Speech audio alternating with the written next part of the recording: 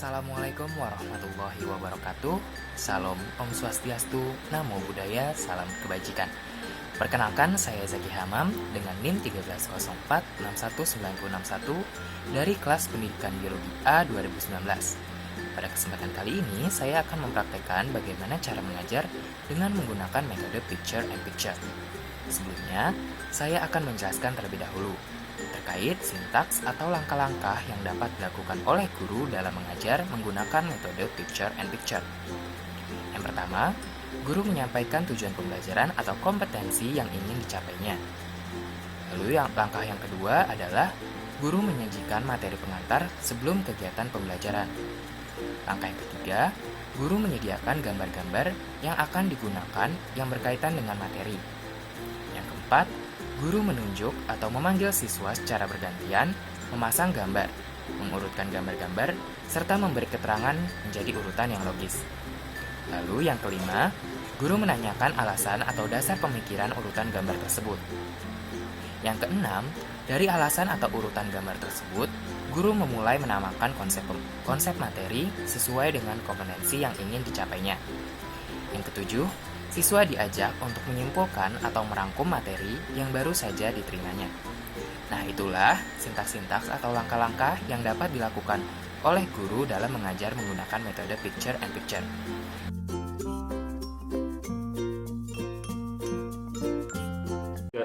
Assalamualaikum warahmatullahi wabarakatuh.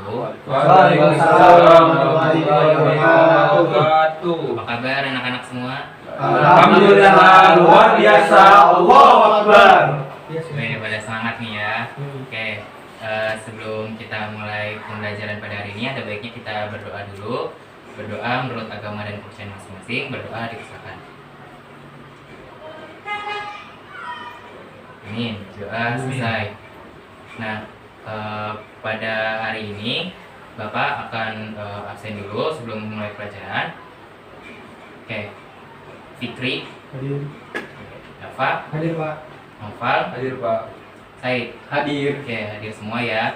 Nah, sebelum masuk ke materi, Bapak ingin mengajak kalian untuk mengingat dulu materi pada pertemuan sebelumnya, yaitu tentang gen, DNA, dan kromosom.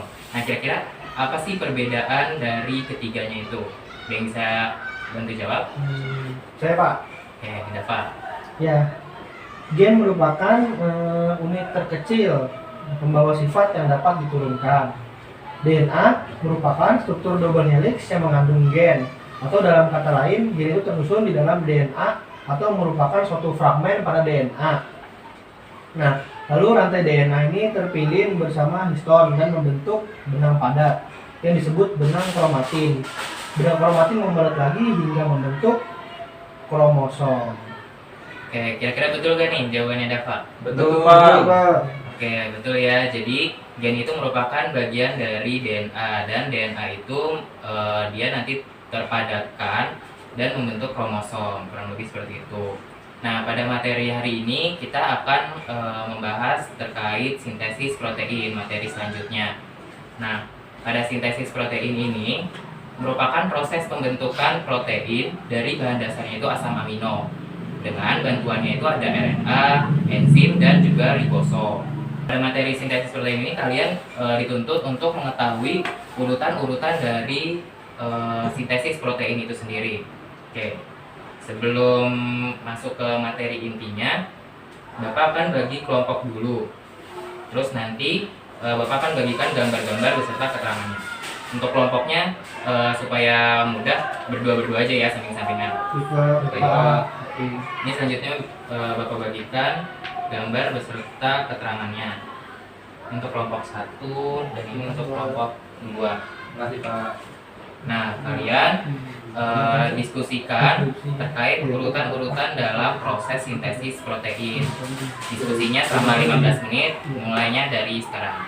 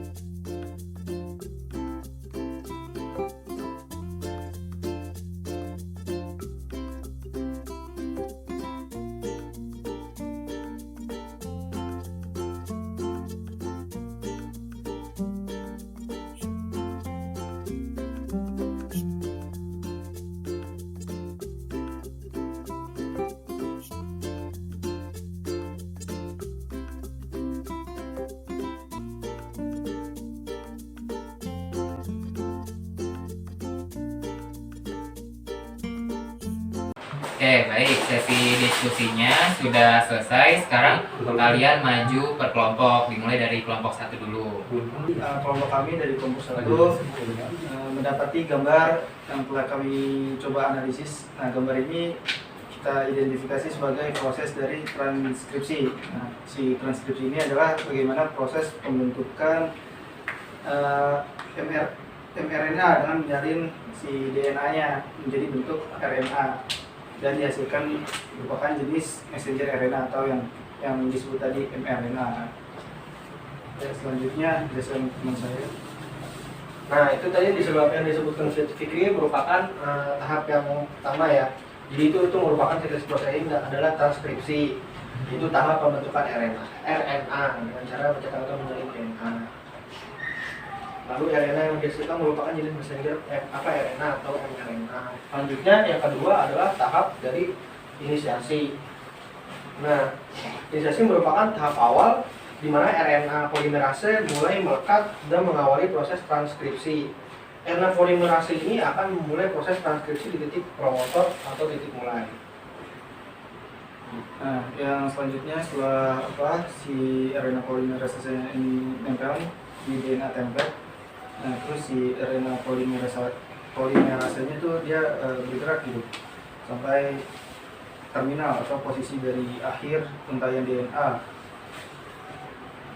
Nah, proses itu dinamakan dengan proses elongasi.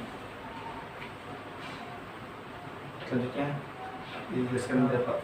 Oke, selanjutnya proses yang keempat yaitu terminasi.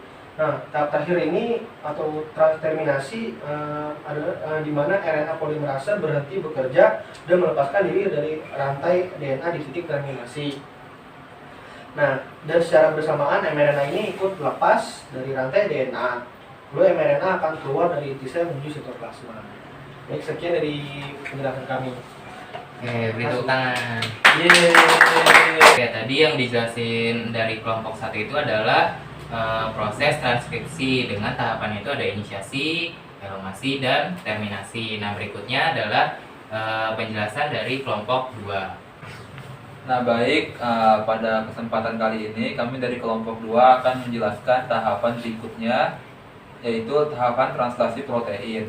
Nah tadi kan setelah RNA polimerase selesai pada tahapan terminasi, maka berikutnya messenger RNA akan mulai keluar dari nukleus melalui pori-pori nukleus. Nah mRNA itu tersebut keluar dan akan dilakukan sintesis protein. Sintesis protein dapat terjadi di sitoplasma dan juga dapat terjadi di retikulum endoplasma. Nah, sintesis protein itu merupakan sebuah tahapan rantai polipeptida dengan menggunakan informasi atau urutan triplet basa nitrogen di rantai messenger RNA atau menerjemahkan mRNA untuk membentuk protein. Nah, gambarnya yang paling atas itu ya, translasi. Nah, translasi itu sama seperti transkripsi, dia terbagi menjadi 3 tahapan. Ada tahapan inisiasi, ada tahapan elongasi, dan ada tahapan terminasi. Selanjutnya akan dijelaskan oleh saya. Ya, tahapan proses translasi sama dengan tahapan pada proses ini. Nah, apa lanjut aja. Pada tahap inisiasi diawali dengan melekatnya ribosom subunit terkecil pada rantai mRNA. Lalu akan datang transfer RNA, tRNA yang membawa senyawa asam amino yang sesuai dengan triplet basa nitrogen mRNA. Setelahnya, ribosom subunit besar akan melekat pada ribosom subunit kecil sehingga membentuk kompleks translasi. Kemudian, proses translasi terus berlanjut, ribosom bergeser ke triplet basa nitrogen pertama, kedua, dan seterusnya sampai terbentuk rantai panjang asam amino atau rantai polipeptida. Tahap tersebut disebut dengan elongasi. Ya, berikutnya akan dijelaskan oleh teman saya. Nah, berikutnya yaitu merupakan tahap terakhir atau tahapan terminasi. Ketika ribosom telah mencapai triplet basa nitrogen yang menjadi kode untuk memberhentikan proses translasi. Jadi tadi kan ditranslasikan oleh ribosom satu-satu ya. Lalu nanti akan ketemu dengan codon stop, yaitu sebuah kode yang menandakan bahwa telah berakhirnya proses translasi protein. Nah, ketika itu sudah terjadi, maka pada stop codon akan melekat release faktor dan proses translasi pun akan berhenti. Mungkin sekian dari kelompok 2. Kurang lebihnya mohon maaf. Assalamualaikum warahmatullahi wabarakatuh. Oke, salam. Nah.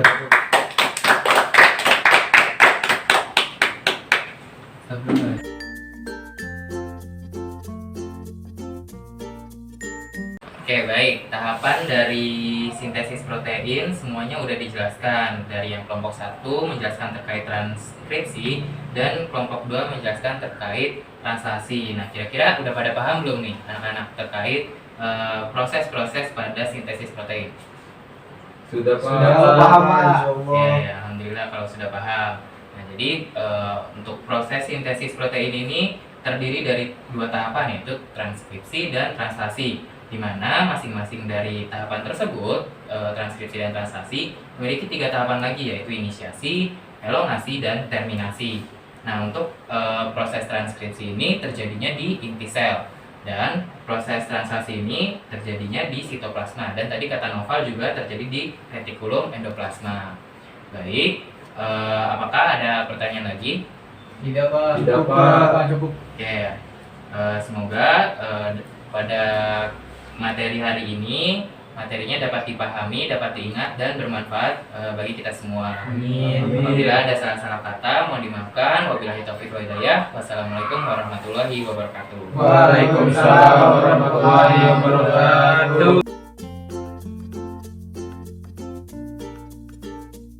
Nah, itu tadi merupakan contoh praktek dalam proses pembelajaran menggunakan model atau metode picture and picture dari saya.